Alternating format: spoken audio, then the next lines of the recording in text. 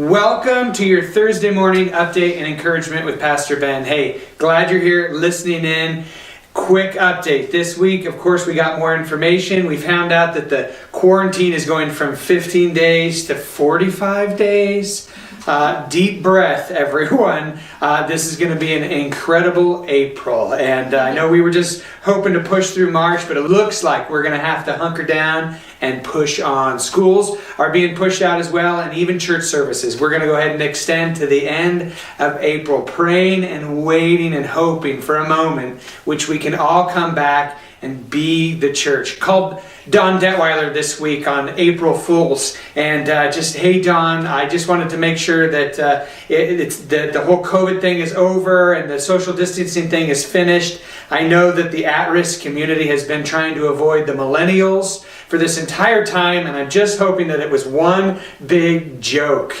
Come to find out, it's not. We miss the at-risk people, and I just want to say we love you. Listen to this. In 1 Corinthians chapter 12, there's a section in here talking about the church, which is one body but many, many parts. It says this: in fact, some of the parts of the body that seem to be the weakest, the least important, or I want to say at risk, immune deficient, are actually the most necessary. When we read through this scripture, we find out that God has created a body that has so many different parts. And it's not just that there's all these different same age parts in one basket. What we found through this time is that God really has created us for connection and community. And it's not just connection with those who are our same age. Actually, the church is multi-generational. We all have something to bring. The older generation,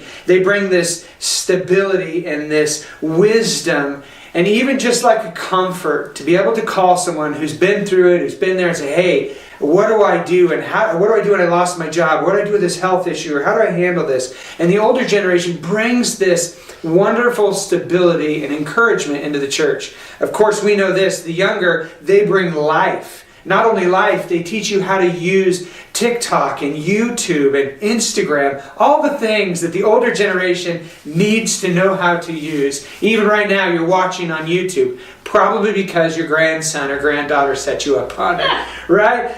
We need each other. So the takeaway this week, the encouragement for this week is that His church is so multi-generational. I want to encourage you to connect with somebody who's 20 years older and younger with you this week. Don't just stay in your level. This week I had a good friend drop off a gift for me at the church, and I think it was my friend Gailey dropped me off a puzzle, and she knows that whenever I need to slow down, I'm on vacation, I like to get a good puzzle and I like to sit down and work it out. Thank you, Gailey, for thinking about me, dropping something off, keeping your social distance. What a great way to connect with somebody who's younger. Let them know that you're thinking about them and send them a gift. This week, I want to encourage you to try and connect with somebody who's 20 years older and 20 years younger. Who and how can you send them a gift? Could you send them a note? And could you encourage them this week so that as a church, we are multi-generational in our connecting. We get outside of just our little group, out of our own little sphere, and we learn to be the church, multi-generation church. God designed us. He built us for connection. And we as a church are one body with so many different parts, young and old. I want to encourage you this week to go and be the church.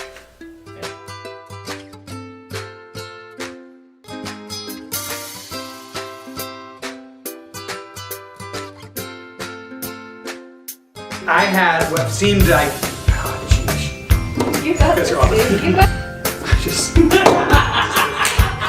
How did I get it from her? Hair and makeup.